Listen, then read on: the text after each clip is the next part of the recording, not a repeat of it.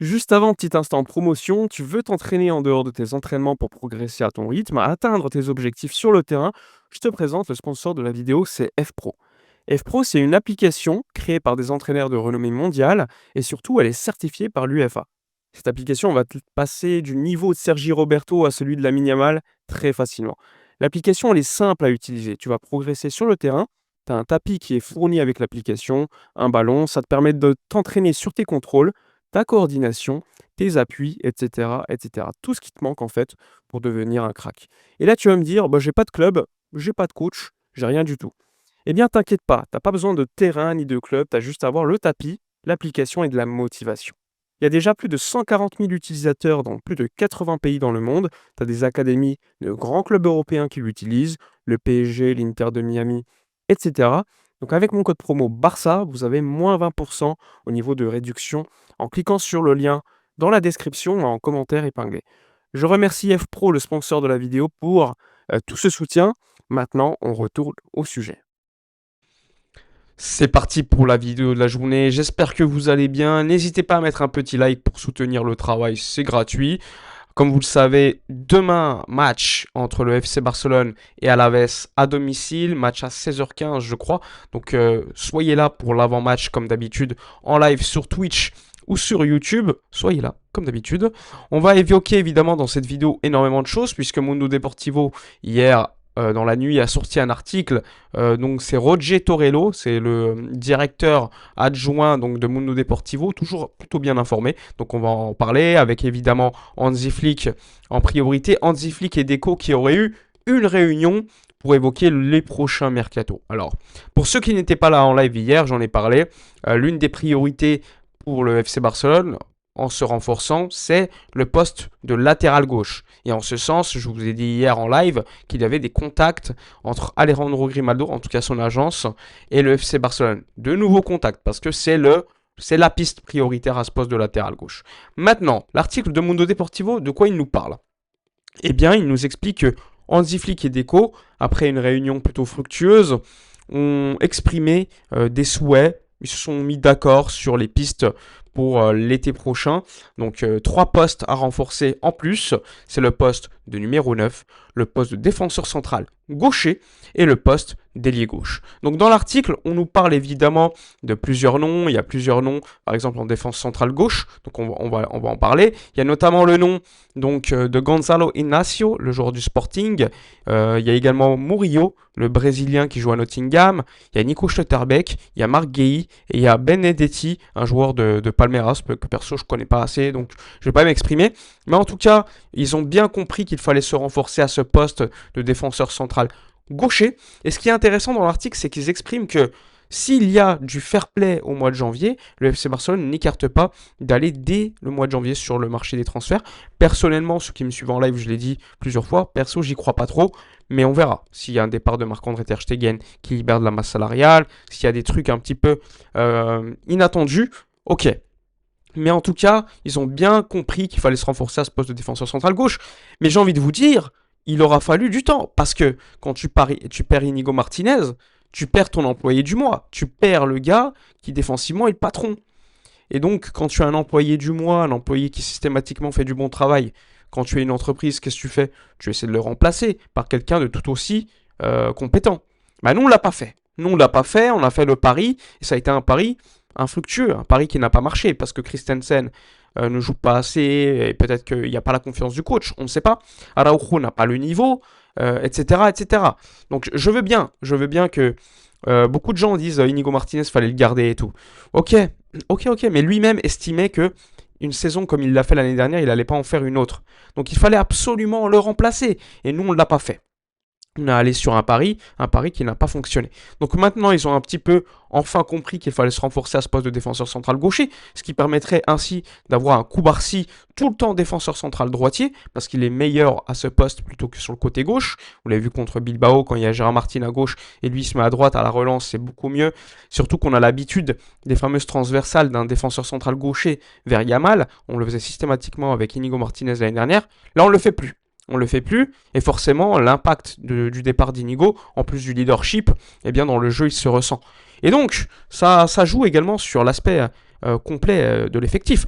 Après, j'ai envie de vous dire qu'il y a eu des petites corrections par rapport au match il y a quelques semaines où on voit une ligne haute défensive beaucoup moins suicidaire. Alors certes, cette ligne est toujours aussi haute, mais les défenseurs centraux comprennent cette fois-ci qu'il ne faut pas systématiquement jouer le hors-jeu et vont parfois, tout simplement courir vers le but en priorité. On avait vu ça contre Bilbao, on a vu ça contre Chelsea, même si sur le troisième but de Chelsea, bon c'est à 10 contre 11, cette fois-ci on se fait avoir sur la ligne. Mais globalement, il y a une amélioration à ce point-là et on espère confirmation demain contre Alaves. Pour en revenir au mercato donc souhaité par Hansi Flick et Deco, je vous l'ai dit, priorité défenseur central gaucher, avec les noms que je vous ai cités, et mon favori, personnellement, c'est Nico Schlotterbeck, le joueur de Dortmund, parce que valeur de 40 à 45 millions d'euros l'été prochain, il lui restera 1 an de contrat, international allemand, Flick le connaît parfaitement, très bon à la relance, très compétitif, il connaît la Ligue des Champions, il a joué la finale de LDC, international allemand. Bref, pour moi, il coche quasiment toutes les cases, sachant qu'à Dortmund, il a une excellente relance, il est gaucher. Franchement, en plus, contre le Barça, il avait été excellent. Le petit point un petit peu malus, négatif, c'est le fait que parfois, il se blesse un peu trop. Mais j'ai envie de vous dire, dans l'équipe du Barça, on a Christensen qui est encore plus blessé, quoi. Donc pour moi, ça serait le remplaçant idéal avec un prix pas super coûteux. Il y aura forcément de la concurrence. A priori, les relations avec le board de Dortmund sont super froides. Il y a une vidéo qui tournait où il ne salue pas le directeur sportif. Donc perso, j'irai absolument sur Nico Schlotterbeck.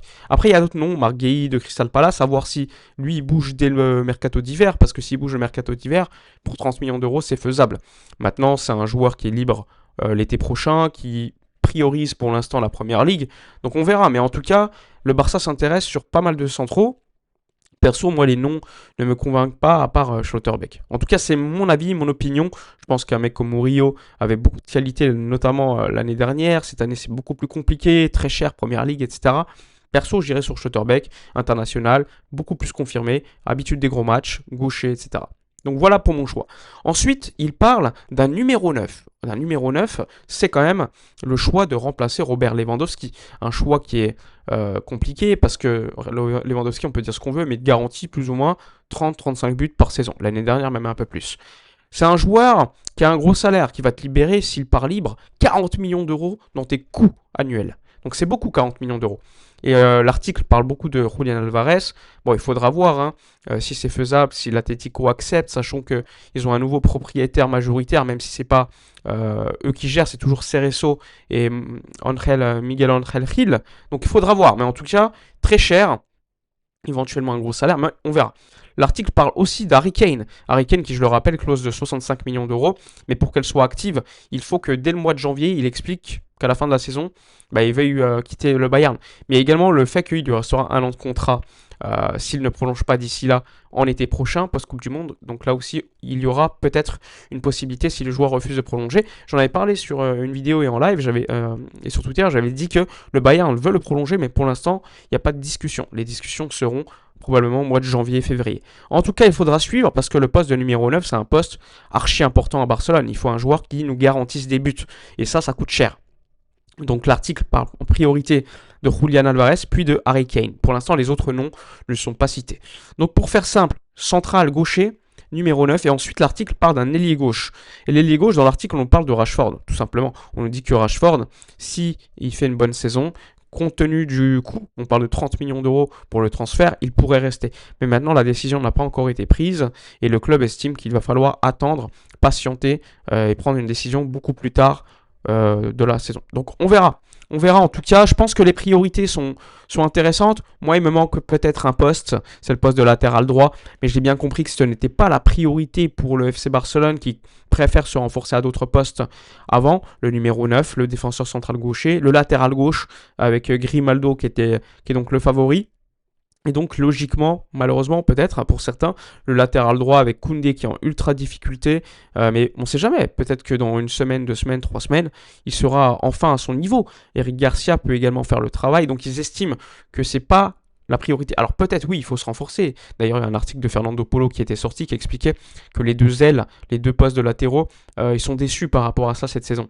Pour autant, il y a des priorités. Tu ne peux pas acheter pour des joueurs à 400 millions d'euros à tous les postes. Tu n'es pas un club État et donc tu dois prioriser. Et donc perso, j'estime que la priorisation est plutôt logique. En tout cas, n'hésitez pas dans les commentaires à donner votre opinion sur chacune des rumeurs qu'on a pu évoquer dans cette vidéo. Match demain contre Alaves au Spotify Camp Nou, comme je vous l'ai dit, on sera en live pour l'avant-match comme d'habitude. À noter également que Fermin Lopez sera absent pendant 2 semaines, il devrait louper 2 à 3 matchs. Potentiellement de retour le 9 décembre contre Francfort, il faudra voir s'il sera prêt. En tout cas, c'est Dani Olmo qui aura la tâche de le remplacer pour le match de ce week-end, mais également contre l'Atlético de Madrid au Spotify Camp Nou, mardi soir à 21h.